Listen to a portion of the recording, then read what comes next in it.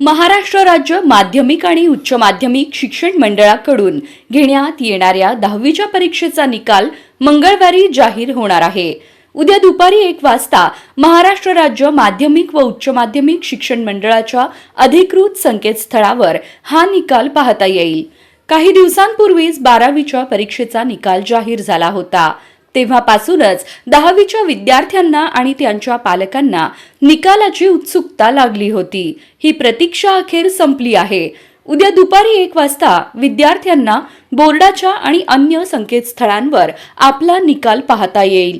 त्यानंतर आपापल्या शाळांमध्ये विद्यार्थ्यांना गुणपत्रिकांचे वाटप करण्यात येईल। 10वीचे निकाल लागल्यानंतर विद्यार्थी आणि पालक यांची 11वीच्या प्रवेशासाठी अनेक कॉलेजच्या खेटी घालाव्या लागतात। विद्यार्थी आणि पालक यांची गैरसोय टाळण्यासाठी महाराष्ट्र बोर्डानं महत्त्वाचा निर्णय घेतला आहे। महाराष्ट्र बोर्डानं यंदा 11वीची संपूर्ण प्रवेश प्रक्रिया ऑनलाईन पद्धतीनं राबवण्याचा निर्णय घेतला आहे। याबाबतची माहिती बोर्डानं एक प्रसिद्धीपत्रक जारी करून यापूर्वीच दिली आहे।